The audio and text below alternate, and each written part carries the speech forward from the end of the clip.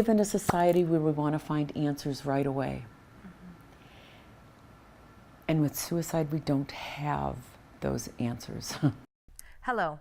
Tonight, KGA 9 on Your Side presents The Quiet Epidemic, Mental Illness in Arizona. 1 in 5 people in the United States deals with a mental illness. 2/3 of mentally ill people are undiagnosed. In Tucson, that's 70,000 people. For years, families have suffered in silence, looking for a way to treat mental illness, battling not only the diseases themselves, but also the stigma that comes with it. In the next half hour, we'll hear from people speaking up about how and why to get help and the professionals who dedicate their lives to saving others. From the people who are still fighting their battles every day to a mother who fights on behalf of her son lost too soon. We begin with a man who started his battle with mental illness at just 5 years old and who is now using his story to encourage others in his community to seek help. Ralph Romero is a student at Pima Community College. He's back in school now at the age of 50. But his story doesn't start in the classroom, but in his childhood home. These pictures show a normal life with his parents and siblings. But underneath, Ralph was dealing with pain and sorrow. When we first found out I was 5 years old, my first suicide attempt. I have a total of 14 attempts in my life. 5-year-old kid trying to kill himself, not feeling right with the family, not feeling as important to the family, not feeling like I like the family. My thoughts were that way in those days. Ralph says he never felt like he belonged in his family. Why did you think that, especially at a young age? Because I was not as good as my brothers. My thoughts, they're phenomenal because they can read, they knew what they were doing, they knew where they were going, they can joke, they can do a lot of things, and I just didn't feel a part of it. Once again, racing thoughts, my own downfalls, not what was going on in life, what I saw, what I closed my eyes to. So that was hard. Ralph's attempts to kill himself continued. Eventually, his family sought out help. Ralph was diagnosed with manic depression, now known as bipolar disorder, as well as anxiety and ADHD.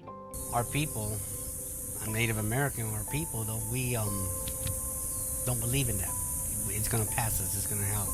Take this, do that. But Ralph says in his culture, as a Yaqui Navajo Apache Native American, there's a stigma surrounding mental illness. Now, he wants to work with the Native American community to talk to them about asking for help. All of us hurt right now. We're fear of having an issue in our thoughts. We hide it too much. We run from it. We don't face it. Ralph hasn't attempted suicide since 2001. He was in his 30s then. And people look at me. This is one thing. They look at me and they go, "You don't look like you're crazy." And I go, "I'm not crazy. I have mental issues. I'm not crazy. I know what I'm doing. I know where I'm going." He says the struggle isn't over for him, but now that he's managing his illness, he's making up for lost time with his family who helped save his life. I think about my daughter, and I think about what I lost from my son when I wasn't there with him. And all the things me and my dad can do now, it's everything we were doing before I miss. And now we're back doing it again. I'm part of the family.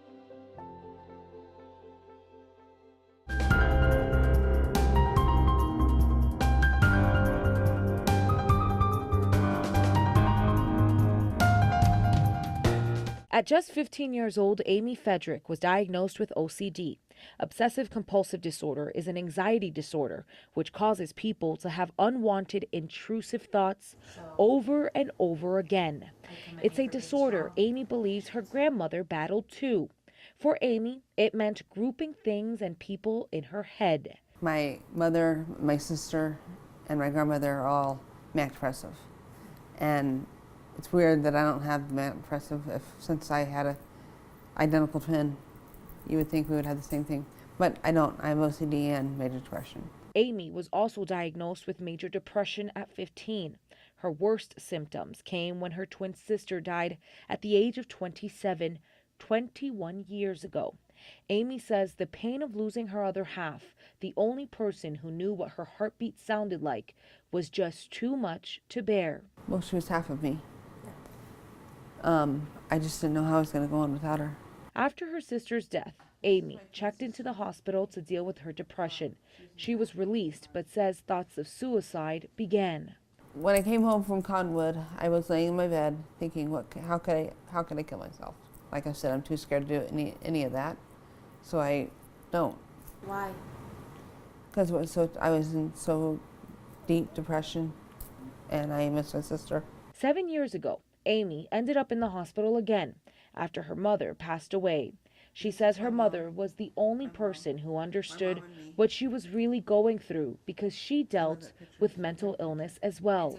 It took another tragedy, her father dying, for her to seek help through grief therapy. I just learned ways to deal with it. You need to deal with the grief and get help if you are having a tough time with it. In therapy, Amy wrote goodbyes, forgiveness letters, and apologies to her family. She says that treatment, along with medication, helped her focus on the happy thoughts and not the sadness. Amy says managing her depression is still an everyday challenge, but says you can live a normal life with a mental illness. If you are having trouble with anything, there is help available.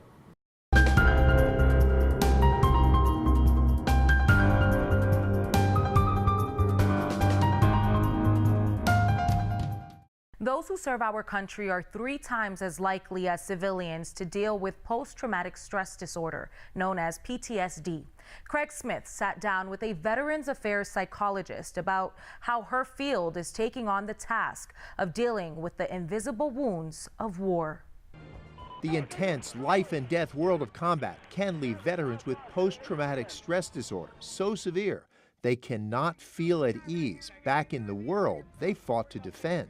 A lot of veterans report being uncomfortable in restaurants, Walmart, the mall, a movie, all of these places where it may be dark, it may be crowded, there's a lot of activity or people moving around. They feel like they have to watch all the time. They have to be on guard. Dr. Sandra Gallagher says that can drive someone to withdraw from life. As they do, their thoughts focus even more on the trauma that haunts them. Dr. Gallagher is a psychologist with the Southern Arizona VA healthcare system. She says VA health professionals may recognize the need for PTSD treatment when a vet visits for other health care. They could be perhaps meeting with a primary care doc and say something like, hey, you know, doc, I have nightmares a lot, it's disturbing my sleep or whatever. And that day, they can speak to a mental health professional. We have integrated primary care mental health, and so they can speak to somebody that day. Veterans can also find PTSD help through telephone helplines, websites, or simply walking into a VA clinic. But they need to break through the reflex to just tough it out and repress the trauma and pain, sometimes for many years. The common phenomenon that we're seeing is that often one of the styles of avoidance, if you will, is workaholism. Okay, so they'll get into the work life and they'll work 80 hours a week, 60, 80 hours a week so that they don't have time to think about this stuff. When they retire, treatment can take many forms, but often vets are urged to write or talk about their trauma, often with other veterans, to relieve the pressure of holding in the hurt and take control of trauma that had controlled them. We've built up this entire kind of aura around mental illness, which makes it highly stigmatized. If we can identify these disorders when they're first beginning to manifest themselves in young people, in children, then the treatments are so much easier and the outcomes are so much better.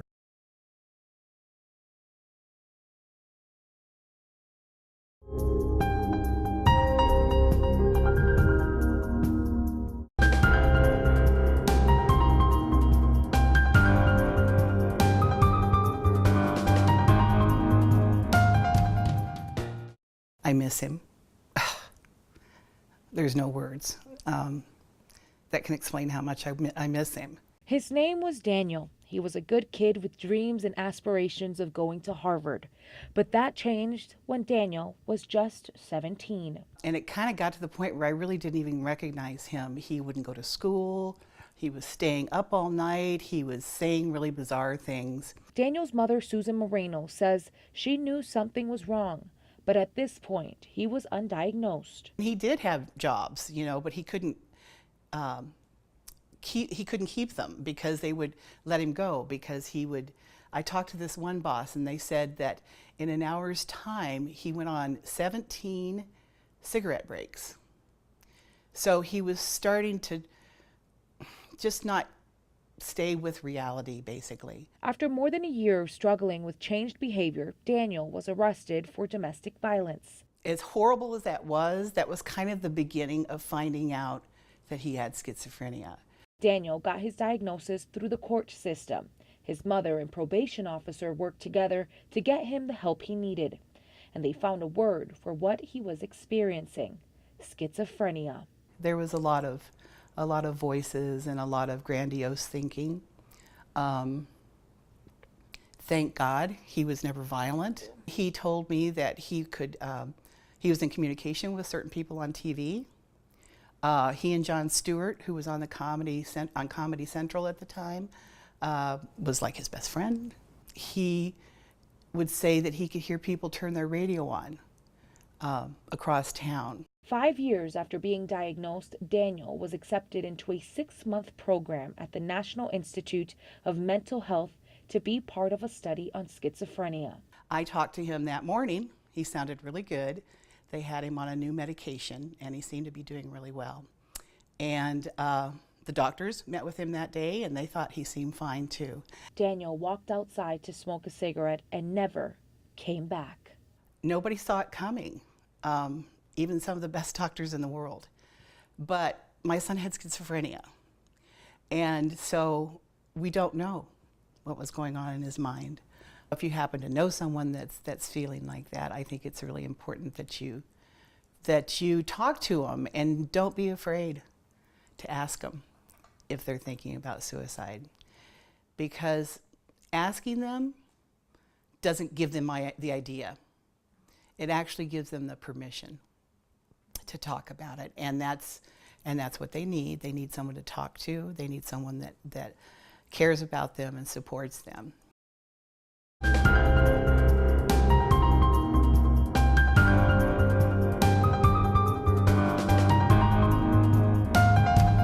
The statistics are that people with mental illnesses are actually slightly less violent than the population in general. The number of people who are victims, and you mentioned this, who are mentally ill, is much, much, much higher because these are vulnerable individuals. When a mental health crisis overtakes someone, they may come face to face with police, sometimes with violent results. Craig Smith spoke with members of a specialized team whose job it is to make sure they keep mentally ill people safe while de-escalating situations. Police say it is a myth that people with mental health issues are usually violent and dangerous. Sergeant Jason Winsky leads the mental health support team for Tucson Police. In fact, that population is more likely to be the victim of a crime than they are to ever commit one. It's sometimes assumed TPD and the Pima Sheriff's Department began their mental health efforts after January 8, 2011, when Jared Loeffner killed 6 people and wounded 13. The teams really reach back to 2005, after a deranged man pulled Pima Deputy Tim Graham into a busy road. The deputy, the disturbed man, and a cab driver who tried to help all died when vehicles hit them. The Sheriff's Department formed a mental health unit, and TPD soon followed. Officers and deputies get extensive mental health training. They learn if there is a confrontation to avoid being fast and aggressive and to slow things down instead. So we try and use first names. We try and make eye contact. We speak slowly and clearly and try to really listen to what the person is saying and give them that feedback back that we are hearing about what they're saying. If someone's hallucinating and lost grip on reality, officers reintroduce reality. So today is Tuesday, it's September. I'm Sergeant Winsky from the mental health team. You can point to your badge or your insignia or your uniform to try and ground the person back to reality.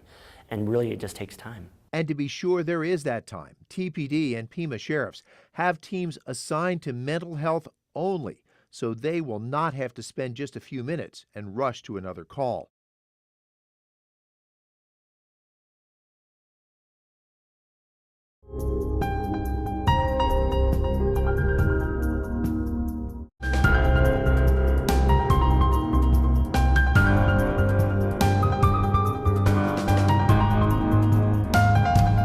This is why fighting stigma is so important. This is why early intervention is so important, because the average lag time between observable symptoms and treatment and diagnosis is 10 years. When mental illness goes untreated, it can affect every part of a person's life. Ivan Rodriguez shares the story of a woman who lost everything because of mental illness and substance abuse, and how she's working with a local organization to gain it back. Close to 1,500 people in Pima County are homeless. Nearly half suffer from a substance use disorder or a mental illness. That's according to the Tucson-Pima collaboration to end homelessness. I don't know how I got this far, but I am a very strong-willed person, and I've made it through a lot of trauma. Shauna Strickler has been homeless for the last few years. She says she used to be addicted to cocaine and suffers from PTSD and bipolar disorder. And at times it's very hard with the bipolar. I have anxiety real bad. I get upset, and when I get upset, I wanna scream and hit, and I know I can't here. Now, Strickler receives help from the Salvation Army, where once a week, El Rio Health provides medical services to those in need. You know, it's difficult for people with mental health issues to really have to advocate for themselves. And, you know, to navigate mental health services, the behavioral health clinics, it can be a real labyrinth. And so that's why it's nice that El Rio has behavioral health, because it's more seamless. I don't like being homeless. I'm ready to be on my own, but I know it takes some time. For now, Strickler will spend that time working on her mental health and fulfilling her dream of one day working in the medical field. I just wish people would acknowledge that us mentally ill people were just like everybody else. We didn't ask to be mentally ill.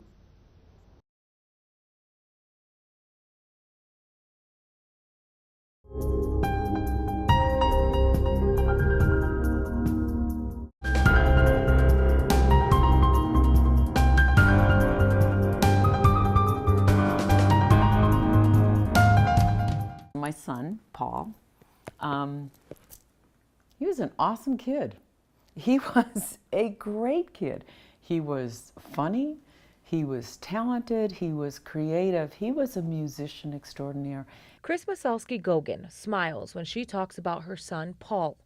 But behind that smile, a tragic story. I think with all of us, you know, we've got our side where we're awesome and we're creative, and then we've got our maybe our demon side, or that darker side, and for some people it's darker than most. And I think with Paul was he was not a talker. He was a very introverted person, and so it was complicated. Chris says she first noticed a change in Paul when he was in 5th grade. Something was going on and we couldn't quite get to it. Paul's parents spoke with teachers and principals trying to resolve Paul's problems. Eventually, they took him to a counselor who cleared him. 3 years later, more warning signs started popping up. We started noticing some pretty isolating kinds of things that he was doing. He had some friends, but he really chose to be in his room a lot. He seemed pretty negative. Things seemed to go pretty well for a while.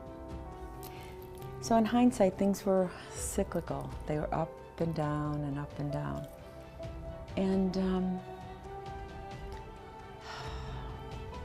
again, things seemed to go pretty well for a while, and then not so great after a while, and he got pretty negative. Chris thought Paul was just being a normal teenager. It is tricky, because typically teenagers, they don't want to talk to their parents. Their parents are the last people in the world that they want to talk to. Being unable to talk about that, he kept it in his heart. Paul would have been 25 this year. He took his own life almost 10 years ago. Chris says Paul was never given a diagnosis, But if she could go back and do it again, mental illness would be a dinner table discussion in their home. I think it's really important to have those very open and authentic and honest conversations and start them at the dinner table. I don't believe we can talk about suicide without involving mental illnesses, mental illness issues. I don't believe we can talk about mental illness without talking about suicide. Chris has now devoted her life talking to families who have lost someone to suicide at La Frontera, Arizona, without blaming or shaming those impacted. Maybe someday we can talk about mental illness in the same vein that we talk about physical illness. There is hope. Things are different now. Mental illnesses are illnesses like any other. They're treatable. People can live productive, useful lives with a mental illness if they have the proper support and treatment. Our understanding and treatment of mental health has come a long way in the past few decades. From therapy to medications, it's possible to live a normal and happy life after being diagnosed with a mental illness. But a roadblock for many is the stigma that comes with the diseases. The goal tonight and moving forward is to end that stigma, to believe people when they say they need help, and to empower those around us to reach out when they're struggling. If you feel like something isn't right, if you're struggling with thoughts of suicide, help is out there. We've provided contact information to people in our community who want to help you fight. Thank you so much for watching as we continue to fight together to end the stigma on mental illness. I'm Jennifer Martinez.